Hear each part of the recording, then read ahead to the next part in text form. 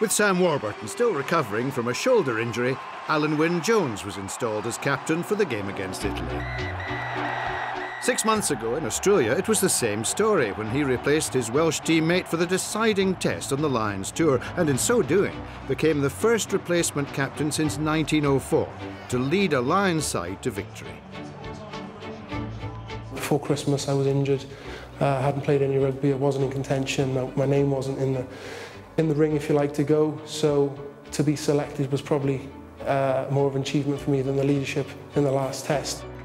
There was a number of blokes on the tour that could have, taken the mantle, if you like, and it was a case of changing nothing, just carrying the ball out and bill out and getting on with it, and that's all it was. And it was a great squad of guys out there, and yeah, it's just all history now. Last weekend, Wyn Jones became only the 13th Welshman to reach 75 international caps. It was the latest milestone in a personal journey that began back in 2006, when he toured Argentina as a promising 20-year-old. The step up between regional rugby and international is probably greater than intermediate to adult. From pace, etc., ball and play, all this sort of thing from the technical aspect. But like I say, I don't think you can ever be ready until you get in there, get in the groove, and get a bit more experience. So to have it at 20, out in Argentina, was a baptism of fire as well, if you like. But it was an opportunity I took, and yeah, it went pretty well. Warren Gatland's appointment as head coach following a disastrous World Cup campaign in 2007 brought instant success for Wyn Jones and his colleagues with a Grand Slam victory. Gats came in 2008, and I think when a new coach comes in, you do get a sort of a honeymoon period, people trying to put their hands up, everybody tries that a little bit more, I suppose, to get that starting spot, and we did that in 2008, and yeah, it was pretty good again. It hadn't been done for a while after 2005. We were able to do that and kick on then really with Gats and under his reign.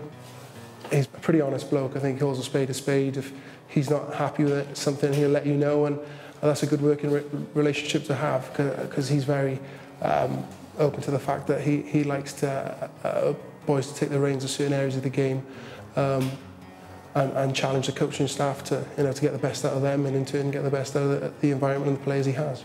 Speaking from a player's point of view, I think there's an element of simplification to the game. I think if you keep the ball and go forward and hold it on long enough, you should score.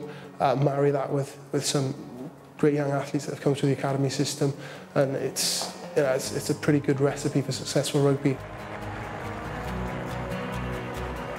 An Ospreys player from the beginning of his professional career, he's recently bucked the trend of top players leaving Wales by signing a new contract with the club, which will keep him there until 2016.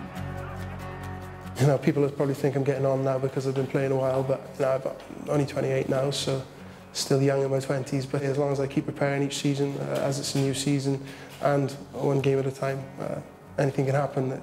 Obviously, it's disappointing now that there's talk up in the air about Heineken Cup and our involvement there.